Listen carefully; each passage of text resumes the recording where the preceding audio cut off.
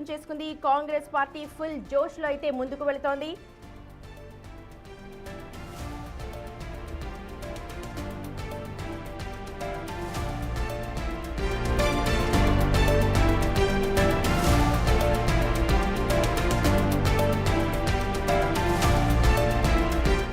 Right, మనతో join అవుతున్నారు కాంగ్రెస్ నేత వీరయ్య. మాట్లాడదాం. వీరయ్య గారు, హలో అండి. ఫుల్ జోష్ లో కనిపిస్తుంది కాంగ్రెస్ పార్టీ అంతా కూడా, హవా కనిపిస్తోంది. అనాలిసిస్ ఏం చెప్తారు, చెప్పండి.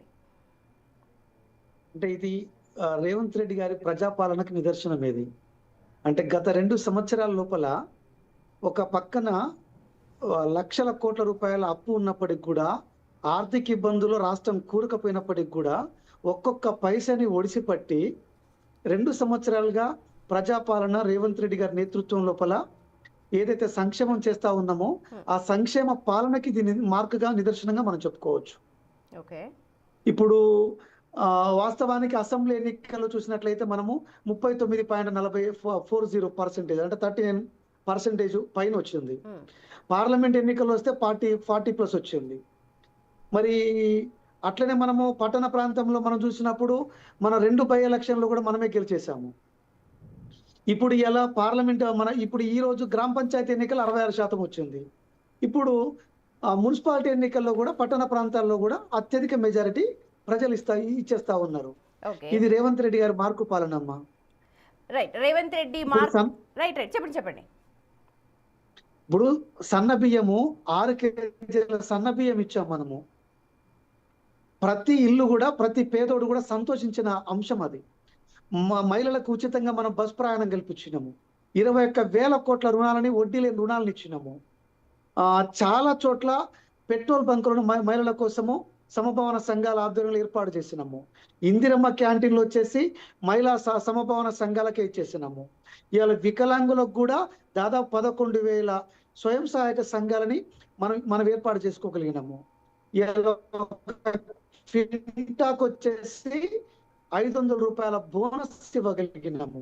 21,000 కోట్ల రుణాలని మనం రుణమాఫీ చేయగలిగినాము. దాదాపు 1,00,000 కోట్ల రూపాయలని రైతుల మీద వివిధ రకాల అంశాల మీద మనం ఖర్చు పెట్టగలిగాము.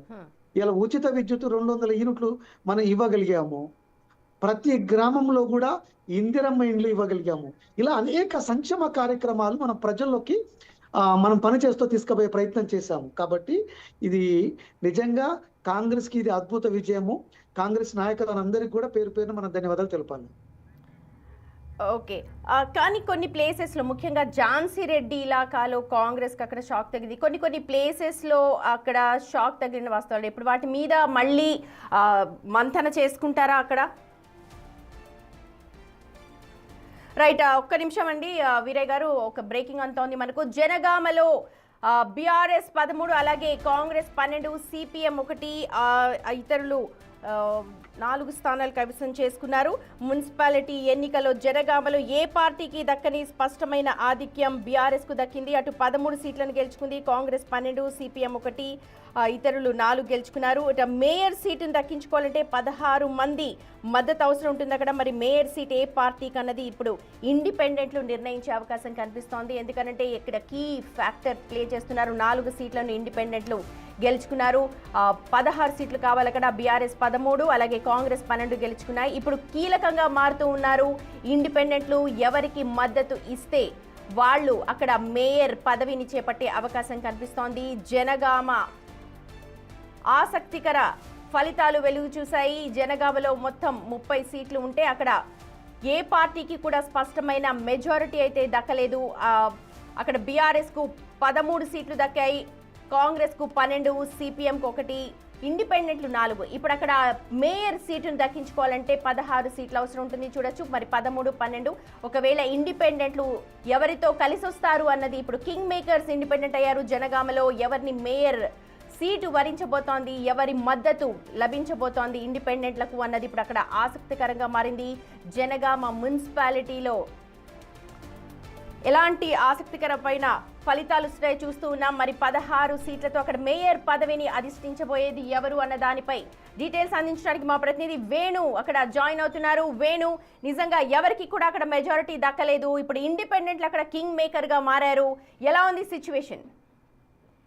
ప్రస్తుతానికైతే జనాభాకు సంబంధించినటువంటి సిపిఎం ఒక సీటు గెలిచి సిపిఎం అభ్యర్థి ప్రస్తుతం